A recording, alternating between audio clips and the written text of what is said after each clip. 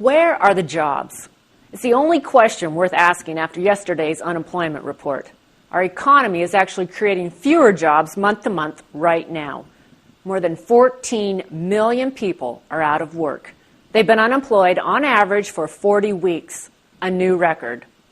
The Obama administration promised its stimulus would keep unemployment below 8%. 2.5 years later, the unemployment rate is more than 9% and still rising.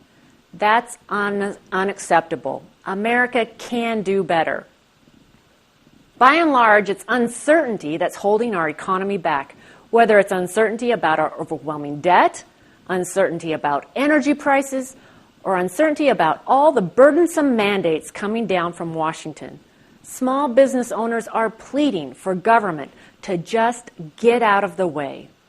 The Republican majority in the House has been listening. We're focused on implementing our plan for America's job creators, which is designed to remove government barriers to private sector job growth, the kind of growth the stimulus promised but failed to deliver. You can check out the details of our plan for yourself at jobs.gop.gov.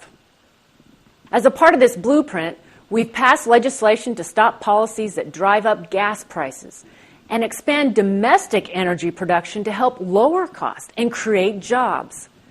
We voted to modernize the patent system to help America's innovators level the playing field. And we've approved a budget that pays down our debt over time and makes Washington live within its means. Unfortunately, the Democrat-led Senate hasn't considered any of these jobs bills, not a single one. In fact, it's been more than 800 days since the Senate last passed a budget. President Obama has said he's open to job creation ideas from anyone in any party.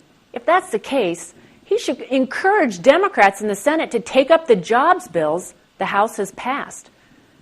From the look of things, the Democrats who run Washington don't have a jobs plan.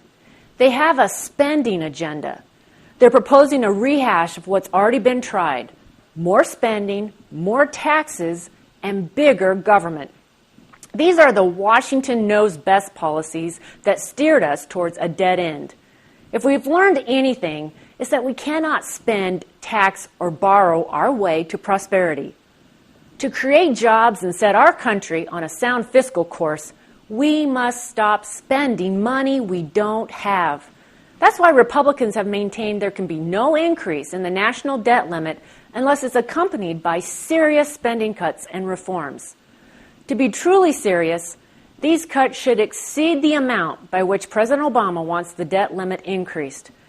And there can be no job-crushing tax hikes on families and small businesses. Washington Democrats disagree.